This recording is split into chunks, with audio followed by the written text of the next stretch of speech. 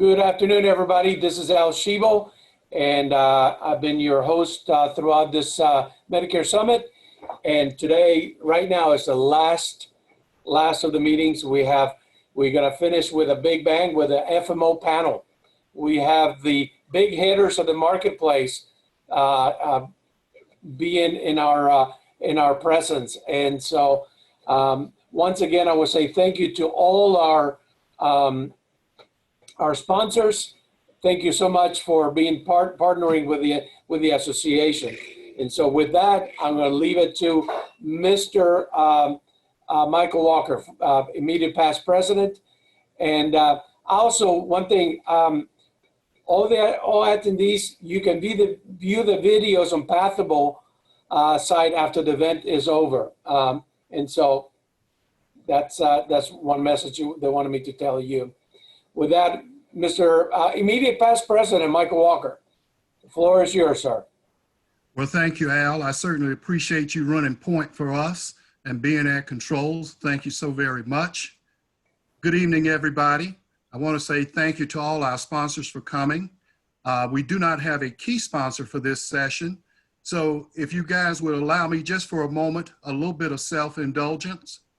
This is going to be my last official duty and responsibility, part of the leadership team for the Georgia Association of Health Underwriters. As Al mentioned earlier, I'm the past president, the immediate past president, and I've been president for the past 2 years. And I must say that first and foremost, I need to thank Gina Grantham and her team, Liz Ferreira. You guys did a great job. You worked with me for the last 2 years. You propped me up and you kept me going. And I need to say thank you to my board of directors, my executive team, and the membership of the Georgia Association as a whole. Because I know that I can be a bear to work with. I can be very demanding, and I'm sure you got frustrated with me at different times.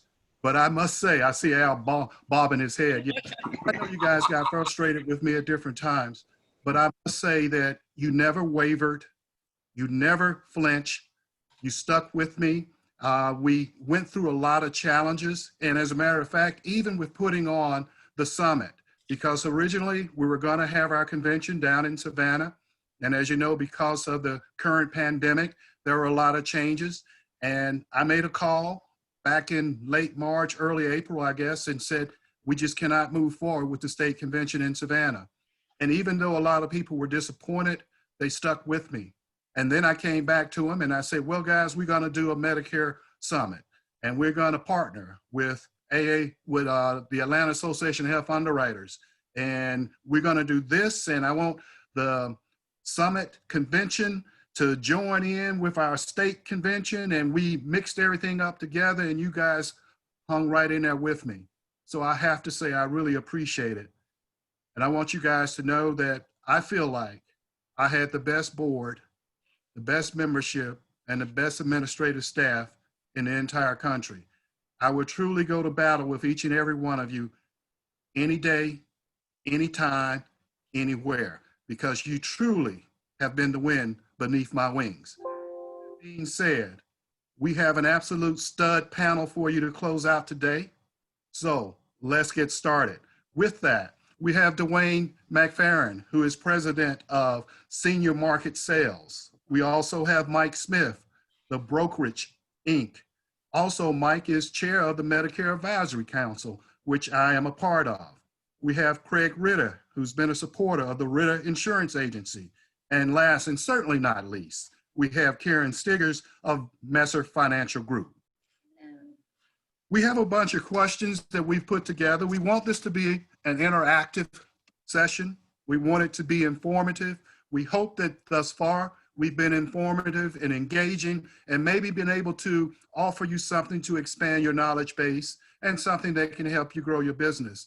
With Al on the controls, if you have some comments, you have some questions, feel free to send them in. We may not get to all of them, but we'll try to get to as many as possible and have everybody participate in this and make this a really good closing session. The first question that I have is something that has been coming up here recently, and it's called the Medicare Pathfinder. So let me ask you, should agents and FMOs feel threatened by the Medicare Plan Finder? Craig. Yeah, I'll start off. I don't, I don't think it's a threat. So I would say mostly no. There's always degrees of risk in everything that you see. I think the having a well-functioning prescription drug quoting platform is a big benefit to agents to be able to help them help their clients find the best plan. Most Medicare beneficiaries aren't really interested in doing all the work necessary to get that estimated annual prescription drug pricing. So it's really quite a big service that agents can provide to benefit their clients. And additionally, Medicare Plan Finder is lacking a lot of the tools that agents bring to bear as far as helping their clients find the best plan. So just for one example, would be looking up network doctors, looking up hospitals, things like that are not included in Medicare Plan Finder, and a valuable contribution from agents. So I'll pause there, maybe let my leave some others to give their thoughts as well. But Okay, no problem. Feel free to expand. Dwayne, give us your take on the Medicare Plan Finder. You know what a difference a year makes. A year ago, there was a change on the Plan Finder where an agent couldn't access the system, and they were in a pure panic. They were saying, how am I going to solve for my client's drugs when I can't log in as them anymore? And a year later, CMS is meeting with Justin Lubenow with the Medicare Working Group and looking for ways to improve the system and really listening. I had the opportunity even last week, thank you, Mike Smith, for helping make that happen, with CMS, where they were soliciting input. I'm not sure why they solicit input at the end of September, but nevertheless, the fact that your regulator is willing to listen is a good thing. But you think about the Medicare.gov, it really wasn't built for an agent. It was built for a consumer. But consumers were not sure what to do. Agents used the tool, found a way to make it work. But a year later, from all the mess that we had, there are a number of private solutions that are out there. And I know Medicare.gov is improving itself, but it's all good. When I had the opportunity to talk with CMS last week, I suggested that if the consumer can't quite figure it out, provide a list of licensed insurance agents, perhaps NAHU members, that could help them. But so many consumers, they want to redo a lot of research online, but ultimately they want the advice of an agent. So I don't think there's anything to fear. But how many businesses are out there where the government actually provides a tool to help a consumer make a decision? Not very many, but I see it as something that still requires the agent advice. No one's going to be able to figure everything out they need without an agent. Okay, all right. Mike Smith. Thank you, Michael. To add to that, I concur with what Craig and Dwayne have said. I don't want to take anything away from what Karen might add, and so I'm going to take the question a different direction. I don't think agents, or really anybody, is threatened by the Medicare Plan Finder. In fact, I could argue that it's probably a deficient tool when compared to some of the private market solutions that are out there. And I would suggest that if the question were to be reworded, the only threat that I could see coming through a technology that the government offers is through the blue button technology. And some of y'all may be familiar with how that works through mymedicare.gov, in that you've got 63 million beneficiaries whose health and drug claims are fed from the doctor or provider up into the cloud and back down to the mymedicare.gov portal, where the blue button technology can then properly help one select a health and drug plan going forward based on their past utilization and forecasting what that might look like into the future, which is exactly what we do as brokers and advisors. So I would think that the blue button technology in mymedicare.gov poses a bigger threat, not medicare.gov per se. Karen? Absolutely right, guys. I definitely agree with you. There's always going to be a new shiny toy, or something that's going to come out. We see it all the time on our television ads, and as we're getting bombarded with emails and special tricks. I always tell the agents is that make sure that you are the first line of defense, meaning if they have any questions about anything, they're always going to be bombarded with something else. Make sure you're that personal contact, because yes, you do have some agents, like you said, or some beneficiaries that want to find out all the information they can, but 9 times out of 10, most of the clientele the agents get, if they're coming back because they was not able to make that selection. So even though a lot of things are going virtual now, I always tell the agents to make sure you're touch pointing, talking to your people throughout the year and letting them know if they have any question about anything they see, just call you first and you'll be able to take care of it. Thank you, Karen. Everyone here represents an FMO. And, it's a part of the distribution system. I'm going to ask you, why should agents use an FMO? And we'll start with Karen, since you went last first. Okay, I can say some of the benefits, or one of the benefits I saw about using an FMO is that you have that one point of contact. I don't know about you all, but when I first started in the business, had no idea, what I was doing. You go to different carrier meetings and you hear all this great information, but you're still kind of scattered. I had a contract over here, a contract over there. But once I started learning the business and learning the system, I found that it was an interview process. I had to see that FMO to find out what services I can get. So personally, I think having that one point of contact to be able to answer those questions for you. And second, I'm looking for those value added benefits. If I'm direct to all the carriers, I can only get service from that one product from that one carrier. But if I'm working with an FMO, I want to know, well, we all say, what's in it for me? So what do I get from that FMO? So what value added benefits do I get? Am I getting better rates if I go through and get my E&O through them? Do they offer any leads or free AHIP or any co-op for me? So an FMO to me provides all of that I would not get from each individual carrier. Okay. Mike, you have Brokerage Inc. How about you tell us what you think about why an agent should be with an FMO? Like Karen said, I think you deal with economies of scale by dealing with a primary source versus, say, having to go through each individual carrier and discovering how to get contracted with them, what are their marketing options. There's so many different things that it's very confusing, and all the carriers do a great job by themselves individually. However, if you choose an FMO and you begin to learn, for example, who their contracting staff is, if you set up commissions to be assigned to your agency, you don't have to explain that but one time versus, say, having to go through that and explain it to all the carriers. So the economies of scale certainly come into play. And then, of course, not to use a cliche, but this is a relationship business.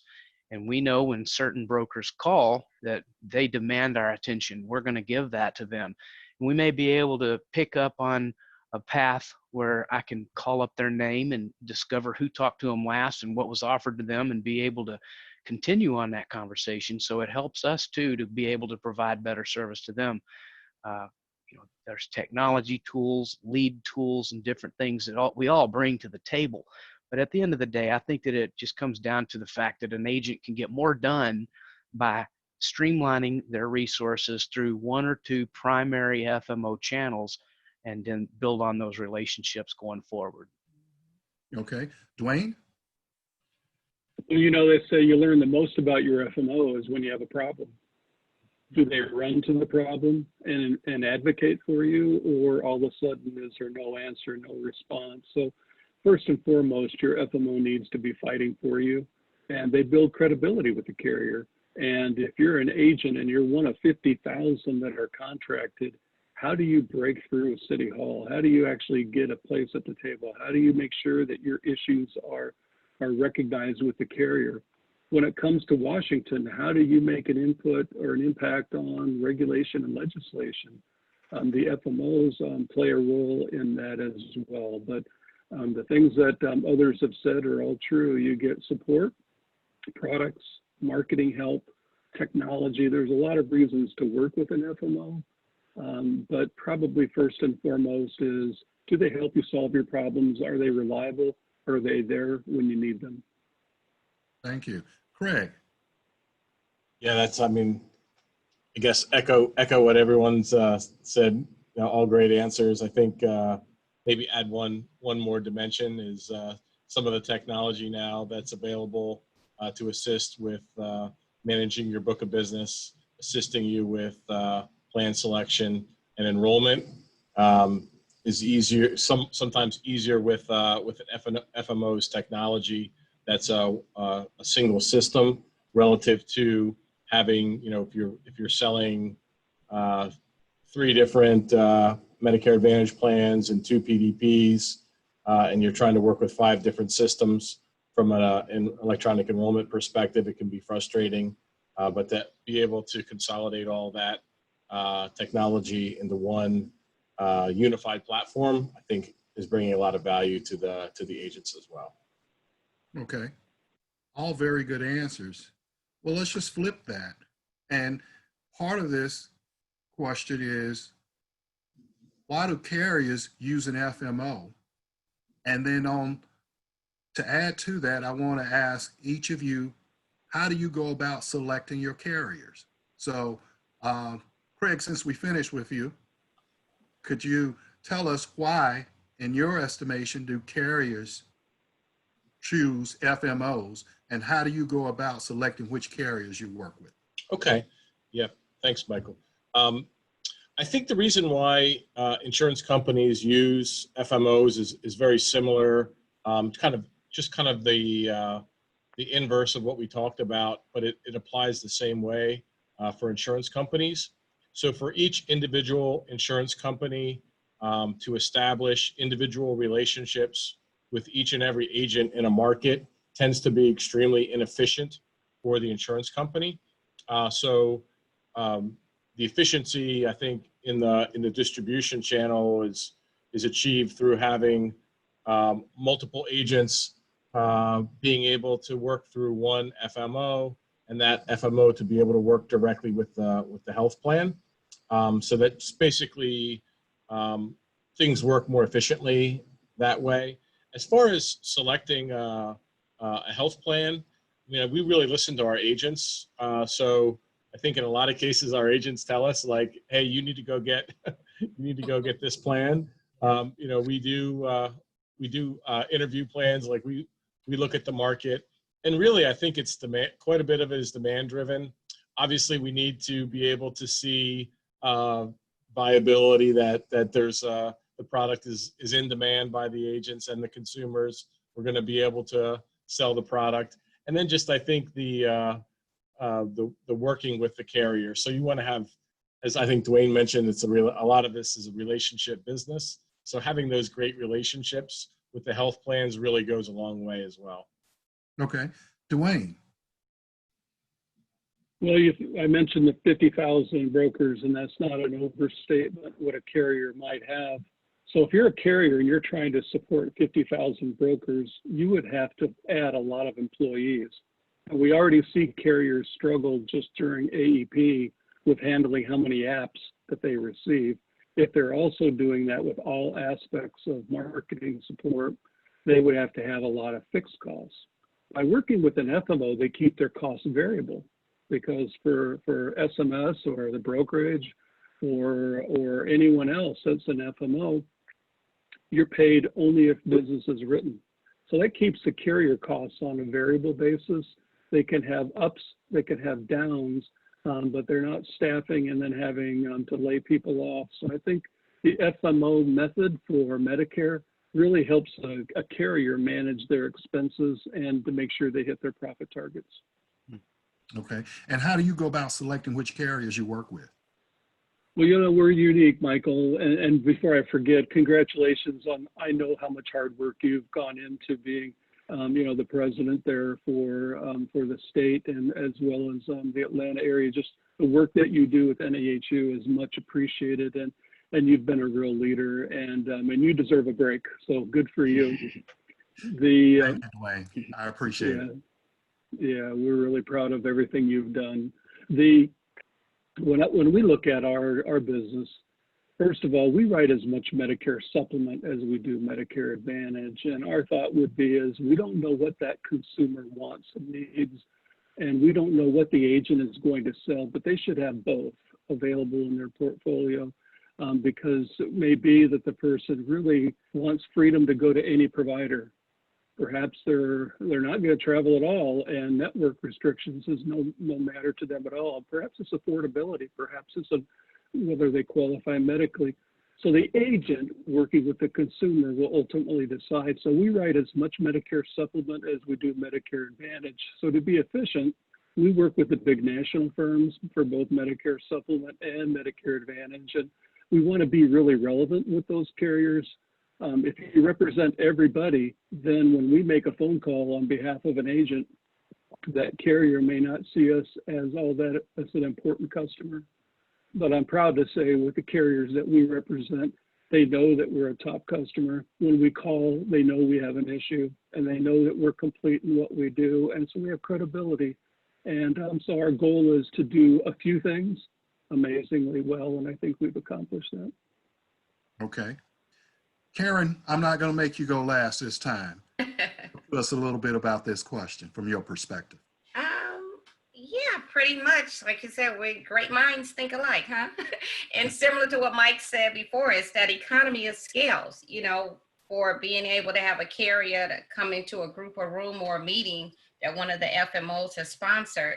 It makes a lot more sense to talk to 100, 200 agents instead of trying to call each one or work with each one individually. So they're able to process and talk about their product more effectively.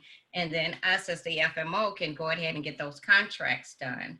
So especially now during this COVID time, you know, I think that takes a little bit of pressure off their backs as well, because now everyone can join into a meeting virtually from their home.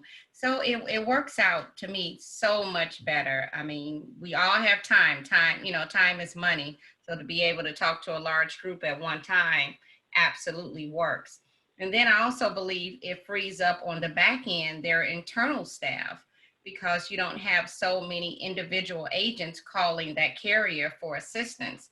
If they're working with an FMO, we're, so to speak, their first line of defense. And we tell our agents, if you have a question, call us first. So we can free up some of that time for that carrier, and they can deal with more of their customer base or their beneficiary base. They don't have to spend so much time on broker support.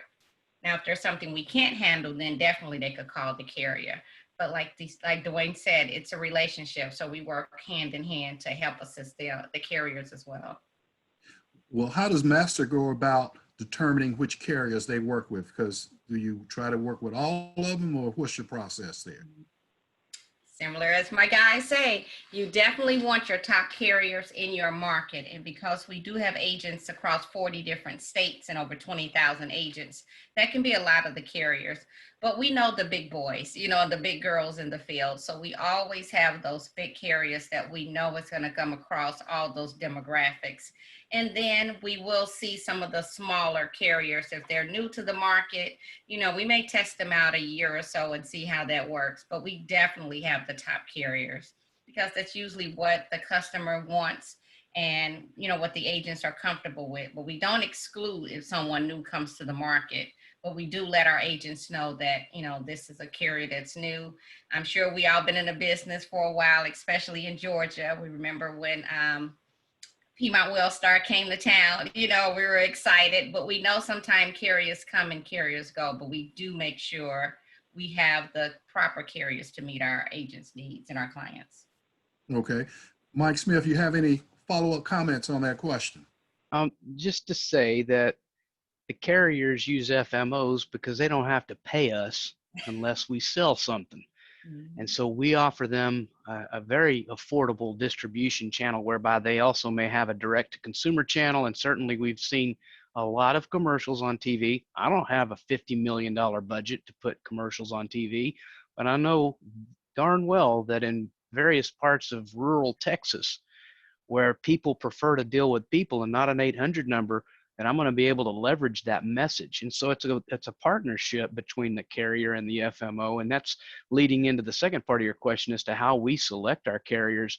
We want to make sure that they're committed to the independent distribution channel. We understand we're going to still face competition from the exact same company in a direct-to-consumer format, but we also want to vet them. We interview the carrier as much as they interview us. We want to make sure that they're not going to go out there and just paper the world with quote unquote FMO contracts, because in today's world, everybody seems to think they're an FMO, which that's fine with me, but I don't want to have to worry about competing with 30 other FMOs in a market when I know that those other FMOs aren't really a true large brokerage distribution channel. So we actually carefully vet our carriers because we're going to invest in them over time, just like they're going to invest in us. So it's very much a symbiotic two-way relationship. Okay. Well, that's interesting because it leads into my next question. And Dwayne, I'll start with you on this one. I'm a brand new agent. I'm new to the industry. I just got out of insurance school and I have my license, my life and health license, and I'm getting started. How should I go about evaluating an FMO to hitch my wagon to? That's a really good question, Michael. I guess the questions that I would encourage an agent to ask are as follows. Am I getting a coach and a dedicated marketer, or am I calling into an 800 number and I'll talk to someone different every day? Is my marketer that's going to be assisting me, are they licensed too? Does the marketer get paid if I get paid? So that we're in alignment. They're not just servicing me, but they're motivated to help me get business. Also, what's unique about the FMO? What makes them stand out? And if all they say is we have products, leads, and highest commissions, how many others would say the exact same thing? So what's the value proposition for the FMO? And is that enough to really win your business? And in the end, is that FMO advocating for you or for themselves? They should be on your side, and they should be all about helping you write business and going all the way from contracting to getting your supplies and getting you with a prospecting and a sales method and giving you the technology you need. They should be all in with helping you achieve your objectives. Okay. Karen, I'm brand new. I'm looking for a way. Sell me on Messer. What should I look at as for an FMO? What would you tell me? All right, good question, Michael. And I come across that all the time. We do heavy recruiting for new agents. And what I would say is, first of all, that's my specialty is new agents, because as I said earlier, I had no idea what I was doing. So I wish I had that mentor and that coach to start off. So my question is, I set them up with a counseling session to find out exactly what they want. And we all hear the cliche, people don't care what you know until they know that you care. But I care. I think that this is an absolutely wonderful, life-changing business. So that's what I do with the new agent first. I want to know what their goals are. What are they looking for? Not only financially, we know we have our financial goals, what we need to meet, but those are some of the questions I sit down and ask. What do you want to get out of this business? Are you life and health licensed, to see if they're licensed in one and not the other? I go over their advantages and disadvantages. I have a 7-class new agent training, and that's, of course, no charge to the agent. So they come to my office, for 7 sessions, and we go over everything. I mean, everything, not what you learned in school, the real business. How do you set your company up? Are you going to be an LLC, sole proprietor? So I want that agent to start off running their business like a business. There's no need to talk about contracting and carriers and all of that until I know what their need is. Once I know what their need is, once I know how much they tell me they need to make, $5,000 a month, $10,000, I sit down with each agent and set out a plan on how to achieve their goals. And we're off running from there. So I don't have a problem with them going through the contracting process because I met their need. Okay. All right. Mike Smith, I just moved to Dallas and I'm trying to get into business. I'm a Southern boy from Georgia, I don't know anything, but I have my license. Why should I use an FMO? Why should I come to work with the brokerage Inc.? Well, I would tell you I have a bit of a unique perspective on this. I've had a chance to kind of answer this question over the last 6 months, in that my wife just got licensed, and I leave the office and I come home and I get peppered all evening by a new agent. And so, well, that's been interesting. I mean, it has really kind of given me a new perspective. You know, we get used to doing what we do every day and say the same things, like Karen, the great answer. You know, we all have our value prop and we put our mission statement up and try to wave the flag every day. But, you know, I think really I'm going to tell you that I think that talking their language and making sure that you're listening to them is just super important, because what we may say, oh, just go online and go to the online contracting and click on Insurance Bay. And they're thinking, well, first of all, what's your website and what's Insurance Bay, and everything else that you just got through telling them, they're still stuck on what you first said. So, you know, I think first of all, we got to go back to the basics of listening to people and communicating well. And at that point, you know, really, I think all of the panelists here have an outstanding organization and value proposition. So it's good for the agents. They really almost can't make a mistake these days, because there are so many services out there through the FMO distribution channel. But, you know, at the end of the day, I said it a minute ago, and I think it's such a true statement. If I'm really building that relationship with that new guy from Georgia and trying to help him get acclimated and understand the landscape, who are the networks, which are the carriers, who in my office do you need to visit with? Those are the things that I think we just need to step back, take a deep breath in today's fast-paced world, and really listen to your customer. And then, to Karen's point, sit down with them and try to really develop an individual plan and treat them like they're worth your time, instead of just, okay, how much more time am I going to waste with this person? Get down into the weeds with them and help build it up, the basics of business, listening. That's Okay. Craig, give us a little input. Yeah, I think I obviously agree with what's been said. You know, one of the other things I think about too when I'm talking to a new agent is sometimes there are general agencies that we have relationships with. So I think that new agent sometimes just needs some honest counseling from an FMO to say, you know, you could do, you know, there's different ways to go. You could be totally independent, but sometimes it may make sense for them to get aligned with one of our agencies. So, I mean, we might have relationships with agencies in Atlanta or Savannah that, you know, they have that mentorship, they have that experience, they have that local feet on the street understanding of the market. So it's not always necessarily that you would be maybe like we call a direct agent to an FMO, like right out of the gate. If you're talking about that brand new agent that, like you said, just has their gotten their insurance license, sometimes it's great to be able to partner them up with, you know, one of our top-notch general agencies to get them that day-to-day hands-on experience that, you know, I just can't deliver sitting in Harrisburg, the same kind of training and mentorship that they can get for one of our agents in the Georgia market. And then also, I think, you know, getting them into like NAHU, like those types of organizations.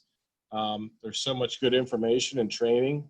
I'm so proud of our association for how much effort they've put into building the relationship with CMS and assisting our agents in learning more about the Medicare market and creating our own training program and so forth. So, I mean, another powerful resource for that new agent is getting involved in their local association. Okay. Well, thank you for that. Right now, we're going to take a minute to pause. Al, I know we've had a couple comments and something. I saw something from Gabriel. Can you tell us some of the comments or questions that is coming from the participants? No, he was just saying hello to me. So, you know, Oh, okay. that's all.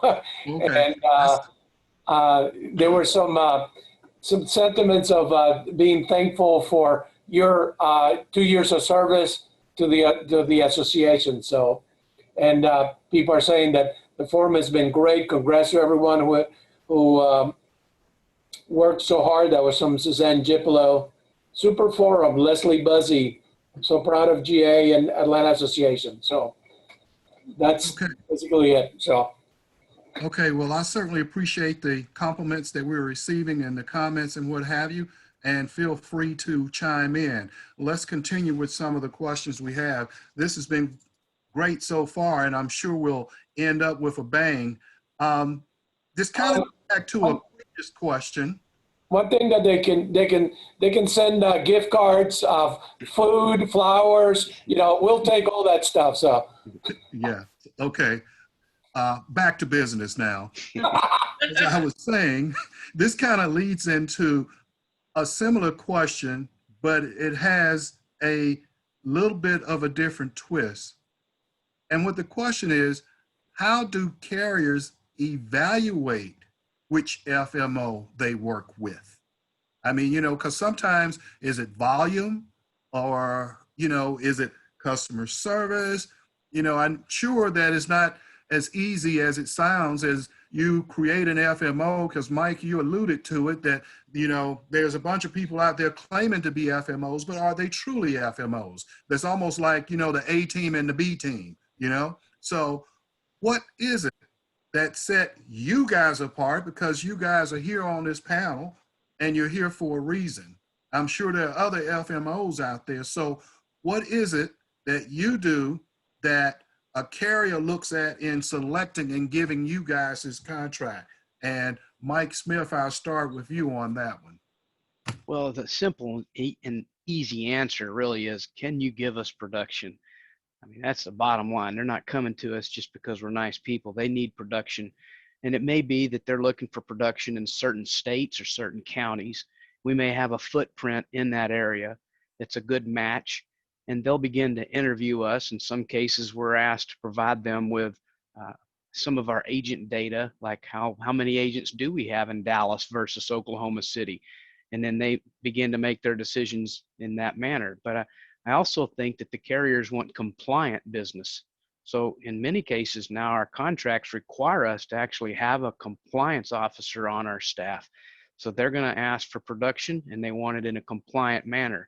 As a field marketing organization, the M, obviously, we all do marketing. So if we're able to deliver for other carriers, that's going to help our cause. But at the end of the day, it's all about that carrier. Can we do the job or not? So that's basically the interview. Okay. Craig, what do you say to that? Yeah, I think I agree with Mike 100% that production is number one. I probably get that question asked weekly, I think, from about July to, what do you think you're going to do? What do you think you're going to do? So that's pretty high on the list. You know, different carriers have different needs. So, you know, some carriers like to have an FMO who can process business. You know, we do our own, we have our new business department. We have some technology that allows our agents to be able to see the business that they submit in real time. So that kind of takes some of the burden off of the health plan to answer agents' questions. You know, call in, say, hey, did you get my app? Did you get my app? You know, it's nice to be able to have that kind of technology that really helps an agent manage their business. You know, even down to things like paying commission. Not, you know, some of the smaller plans, regional plans, integrated health systems, they don't have the capability to pay multi-layer commissions like the big boys can. So, you know, your ability to be able to monitor commissions, pay the commissions, obviously those are audited, could be audited by CMS. So the health plan needs to be able to account for every penny of taxpayer money that's going out in commissions to agents. So having an auditable system on the FMO side is sometimes a need. So kind of depends on the carrier, but yeah, those kind of, I call them TPA services, or not really TPA services, but you know, those value-added services. But Mike's right, production's number one. Okay. Dwayne, do you agree? I fully agree, both with Mike as well as with Craig. You know, one of the opportunities that we've had is we've diversified And so carriers will look at SMS and say, you've got call center capability, you have career agent capability, you have brokers, you have agencies of all types, and that you have a presence everywhere. So that really helps attract opportunities for us. But in the end, it's size. You know, are you going to write enough business for us? What's the quality of the work that you do? Do you have a good reputation in the market? What do others say about you? And so folks that are successful, they want to work with other successful people, and they don't want to deal with someone that has a bad reputation. So we work very hard to make sure that we have and keep a really good reputation, not just with agents, but with carriers. Okay. Karen, talk to us about this issue.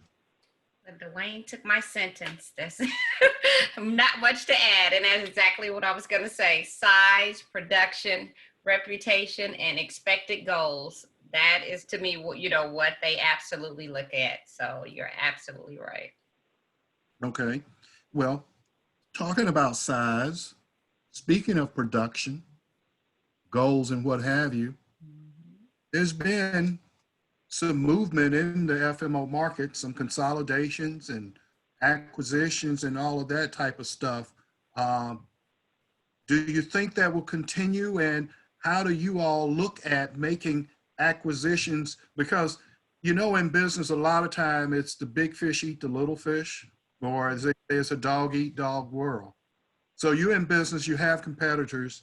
How do you go about deciding if you want to make an acquisition, or how do you feel about the consolidation, where you think it's going? We can start with you, Craig, on that one. Yeah, I think the consolidation is gonna continue. That first question you had, I don't see any slowing down in the consolidation in our industry. I just think there's a lot of duplication, a lot of administrative things that run across multiple entities. So just from an economics perspective, it probably makes sense to see the industry consolidate a little bit. So it's not completely shocking. From my perspective, I'm looking for, if I'm doing an acquisition, I'm looking for something unique and special in a particular space. So maybe agent relationships, clearly, that's extremely important. It could be carrier relationships that are unique in that market. So I'm not looking for really more of the same of what I am, but I'm looking for something that's a little different than me that would complement what I do. And, maybe conversely, they may lack certain attributes that we have, and we can make their business stronger as well. So that's kind of my my general thought process in doing acquisitions. Okay. All right. Karen, tell us about Messer and their plan, and how to feel about consolidation, and how do you guys look at making acquisitions, if you do, and what have you? Yeah, so the first part of your question, I do, as Craig say, think they will continue. That's what we all build our business for, and I'm sure the companies as well, is to build it. Possibly, hey, we're all getting to that age of baby boomers soon and want to go ahead and sell, or to be able to consolidate. And like Craig said as well, we look for things that we're lacking. A couple of years ago, we've added on a P&C arm to Messer Financial. So not only do we do, of course, our Medicare space and life and health, we've bought several P&C agencies as well, and they work. We have some in-house and some independently in other states. So we're always looking at different types of revenue streams and what we can add to that. So those companies that are predominantly P&C, now we're able to train some of those agents there to sell life and health. So we're always looking to grow and expand and to see where we can have additional revenue. So, hey, I like it. Dwayne, some input from you on this? Growing up, I used to walk to the neighborhood grocery store. I used to go to the neighborhood hardware store. And what do we have today? Banks have all consolidated to a great degree. Hardware stores have Groceries, we have the big national chains. So I see that venture capital has finally made its way into the Medicare space, which has been dominated by family-run businesses for years. The key there is, as we look at the consolidation, is there true value? Is there a lift, or is it just an aggregation method? Are organizations getting better, or are they actually losing their culture? And so you as an agent, you should be very mindful. Are my services continuing? The people I work with, do they still have a job? Will they have a job in 3 years when that venture capital, that PE firm flips to another company? At some point, when do they consolidate all the services and start eliminating duplication? So while I do believe that consolidation will continue, it's my hope that it doesn't hurt the support that agents get within the industry, and that whatever organizations, when they come together, they truly provide a true partnership that make them stronger, that 1 + 1 should equal 3, not 1 + 1 actually equals 1.5. And that would be my hope. Okay. Mike, I'm going to let you put some input into this, but before we do that, we have a hand raised from the audience. So Keith Knabb raised his hand. Keith, go ahead. Okay. Maybe Hold Keith, on, I need to put him unmute. on mute. Hold on. Trying to get to it. There's 77 something people. Okay.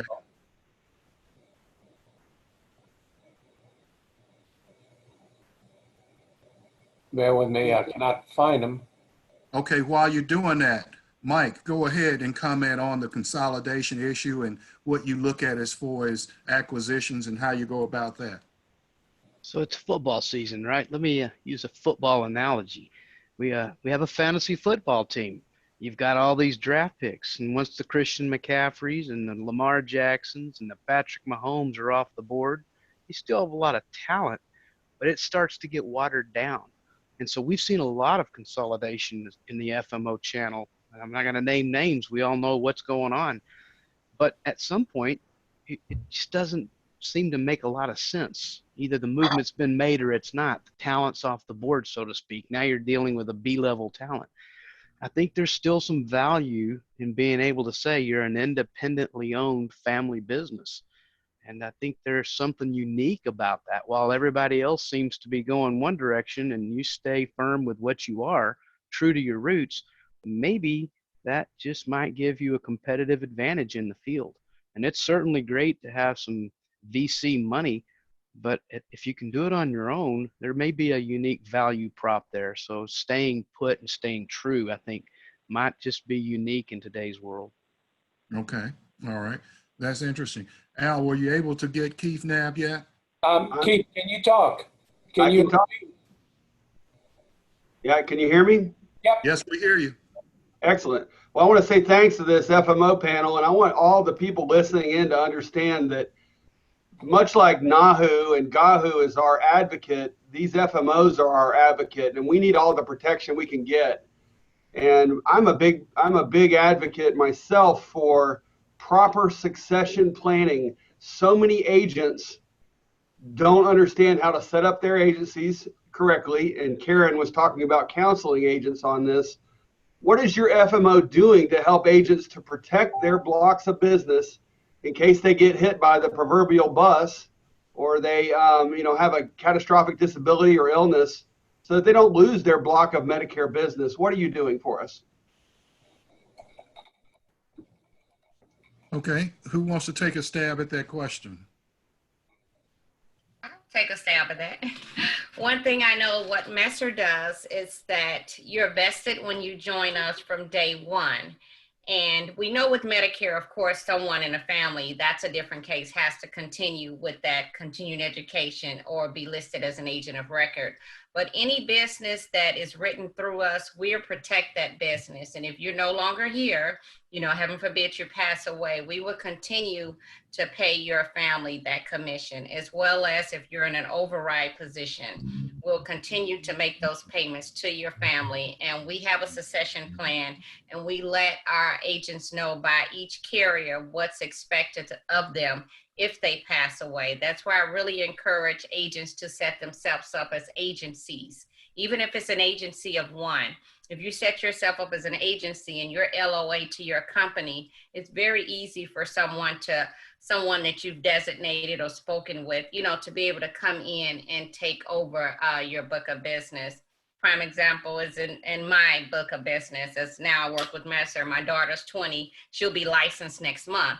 I say, you need to have this in place, even though she has really no interest in insurance right now, just a little bit. I've been showing her some things, but have someone and have that set up in place. So that's one of the things I'm very passionate about, but we'll continue to pay, our agents per, what their contract says, and get that done and help them get someone to step in that place as soon as possible. Okay.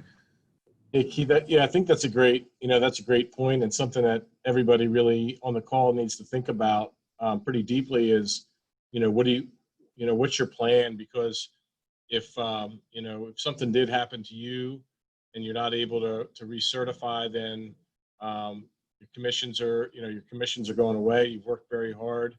You might have, family that's depending on you. So, we've counseled a lot of agents. I don't know that there's one size fits all. In some cases it could be a family member or succession plan, but really getting that in place ASAP, right? You can't wait until after you pass away to have your wife or your son or daughter, sit for their insurance license. It has to be, set up well in advance. In some cases, we've done some purchase agreements with our agents. Some agents have just wanted to retire and enjoy the fruits of the book of business that they built. So they just want to completely exit the business. So, we've done a number of different things, but I think every agent really needs to think deeply about what's right for them. Would they want to sell their book of business? Would they want to, and then who do you want your clients to be working with is another great thing to think about. Like, a lot of your clients depend on you. You don't necessarily want them to just be handled by anybody. You probably want to know who's going to be taking care of your clients in the future, whether you're retired or if you pass away. So yeah, but I think it can be handled all different ways, Keith, but I think it's absolutely something that every agent needs to think pretty hard about. Okay. Mike, you want to speak to that? There's not a lot I can add. I mean, what Karen said, 20 minutes ago about building a business plan with the agents certainly is important.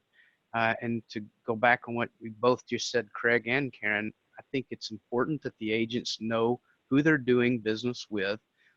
Is that family business going to sell? You've got to know, if you're going to commit, who it is you're committing to. And so I really can't add much more to what they've already said. Okay, that's fine. Dwayne, any comments on that? Well, good advice for anyone that's got a business is to separate their personal assets from their business assets. So that alone would be a reason to form a corp, but also to have a succession plan. Is it a son or is it a daughter? How is it going to be funded? Is it going to be bringing on a partner? With Medicare Advantage, that's really critical. And it varies by carrier. So some carriers have very well documented successor type rules and others don't. So we do have legal counsel on staff, and we provide that input to agents when they need it. We also sometimes just serve as matchmakers to find one agent that wants to buy another agent's book of business. And so we put those two together. Perhaps they can make it work. But Medicare supplement plans, those are vested renewals. So there's not a whole lot that can go wrong there. But the best advice would be is make sure that you are incorporated and that you've got a plan. So if you get hit by a truck tomorrow, the business continues, the revenue continues, and the individuals that you have in mind that would continue that the business are able to continue to receive that revenue. So, but all agents are different. Some agents never really stop. They never retire. They just stop writing, right? But know what you want and make sure you ask a lot of questions. Generally, you'll want to go to an attorney to make sure that you've got your business protected and run it like a business. You get to a certain size, you have no choice. You get past about 500 clients, you really should be thinking, am I really properly managing my business? I can no longer really afford for that revenue to go to my Social Security number. It should be going to a tax ID number. And that's the beginning of making sure that you have, you know, your whole successor plan prepared. Hey, Michael. Yes. Michael, I think these are all great answers, and I really think that this is something the FMOs should really push to the agents. It is a vacuum of information out there, and I think the FMOs can really take this topic to show true concern and really push it out to their thousands of agents, because it's a massive problem. This is a big problem. Okay. Well, maybe we'll continue to look at that and see what our association can help to push that forward and join in the education of that. That could be a service that we could provide. We have about 5 minutes left, and I have one other question that I want to propose to you.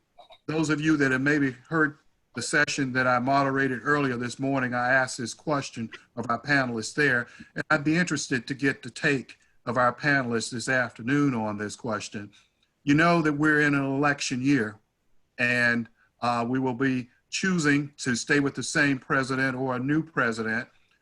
I'm not advocating for one or the other, but I do know that part of former Vice President Joe Biden's platform, he's talked about expanding the age of Medicare and eligibility down to the age of 60, I believe. If former Vice President Joe Biden were to become the president and move in that direction, what's your thought and input, or how do you feel about him lowering the age of Medicare, and what do you think that'll do to our business? And whoever wants to go first on this one, I'll give you the opportunity. Let me stab that one. Go ahead and start. I salivate on that opportunity. I mean, we write a lot of under age 65 business, and I tell you, between age 60 and 64, it stinks. The premiums are high, the out-of-pockets are high, and all you do is make people mad. And it's a race to get them to age 65. If they lowered that Medicare eligibility age to 60, there'd have to be some tax increases around to pay for it. But I tell you what, with the lifetime renewal contracts that most of us enjoy with Medicare Advantage, give me 5 more years of opportunity with them. I'd take it in a heartbeat. Okay. Who wants to go next? Okay, let me go next. Okay. Let me go next. So first of all, the Medicare Trust Fund is really out of money, almost, you know, belly up. So I really don't want to see Medicare be totally retooled. And these benefits that seniors have been relying on for a long time in their working career suddenly evaporates because we've taken the first step toward a single payer system by lowering it to 60. Then what is it? The next election we go to 55, and pretty soon it's all ages. So I think we have to be mindful of this whole issue of a single payer, and we're just doing it on a piecemeal basis. And ultimately, we're going in a direction that's not affordable. And then the benefits for all seniors get diluted to where they can't afford the plans anymore. So I think that's what we have to guard against. But I do think there's an opportunity to lower the age. And here's how I might consider it. You think of someone that's a dependent on a group health plan, and perhaps it's the husband retires and he or she, he reaches age 65. And now you have the younger spouse that perhaps is 2 years younger. And now they're without group health as a dependent. Now they have to go out and buy some coverage, and it's just a shock to the system. So I wonder if one individual in a household becomes eligible for Medicare within a certain number of years, if there was a dependent spouse, perhaps they should be also allowed to opt into Medicare and pay their way, if you will, into the program instead of going into the ACA market. Okay, thank you. We have about 2 minutes. Craig, you want to hit it? Yeah, thanks, Michael. Yeah, I do salivate like Mike does. I think on the opportunity to be able to service that many baby boomers, and on Medicare. I think Dwayne's comment is wise as well. That being careful that we're just on a slope to a single payer. I know there was a time, I'm old enough to remember when Medicare Plus Choice, I think at the time, where it just got absolutely decimated by the federal government, and those plans went down. Now we've had probably like a 10-year, a 10 or 12-year run of really positive growth in the Medicare Advantage market, but when the government starts looking for revenue and things to cut, a lot of Medicare Advantage might be one of the areas that they look at. So sometimes you have to be a little bit cautious too. But I think that we've had a really strong run the last 10 years. So to see that open up to the 60 to 64-year-old population is exciting. But you never, sometimes you don't know what the future is going to hold. So I'm a little cautious, a little concerned but excited. So Okay, that's a politician answer, Michael. I'm telling you, absolutely. You did well on that. Karen, you have the last word on this. Okay, I'll be quick. I see all the smiles from the panel, so we are excited about that potential. But Dwayne, you brought up a good point, that, hey, if we have no money, like we talk about Social Security is depleting, we have to be careful. So maybe not the 5-year jump like we would love, maybe it may need to go to 63, a phased in approach. And that way we can find other revenues, or it won't be such a big tax increase to be able to support that. But Mike, you're exactly right. From 60 to 65, that premium is just unbelievable. And normally the agents end up putting them on a short-term medical, just something to give some coverage. So either way, I will be absolutely excited and more opportunity for the clients. But fiscally, I do think maybe it needs to go like to 63, then 61, and maybe we can get it to work. But I'm excited. We always say that cliche, there's 10,000 people turning 65 every day, and everyone is like, give me that list. How can I get that list? So to be able to open it up for that many people would just be more people to help. And I'm absolutely honored to be in this business and honored to speak with you guys. Thank you very much. I want to say thank you to all the panelists. You did a great job. And again, thank you to the people that participated. I see we have about 74 people here. At one time, it went up to 77 or 78. I want to say thank you to Big Al, who ran the point for me today. And again, people, I have certainly enjoyed serving as president of the Georgia Association of Health Underwriters for the last 2 years. It was an honor and a humbling experience all at the same time. With that, I'm going to exit stage left, and I'll see you sometime in the future.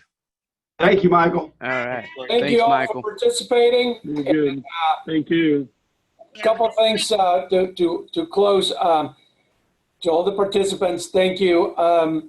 Remember that to patronize all of these sponsors, C credits will be automatically applied to you based on attendance, and the videos will be available for up to a year. Just keep your Pathable login, and you'll be able to log in and see the videos. Now, this video may not necessarily be available immediately because it has to process, but just keep that in mind. You can check it out in a couple of days or so. With that, thank you again to everybody, and it's been an honor for my part to be the host, the MC, and so everybody did a great job, and y'all be safe and take care. Right. Bye-bye. Thank you. Thank you.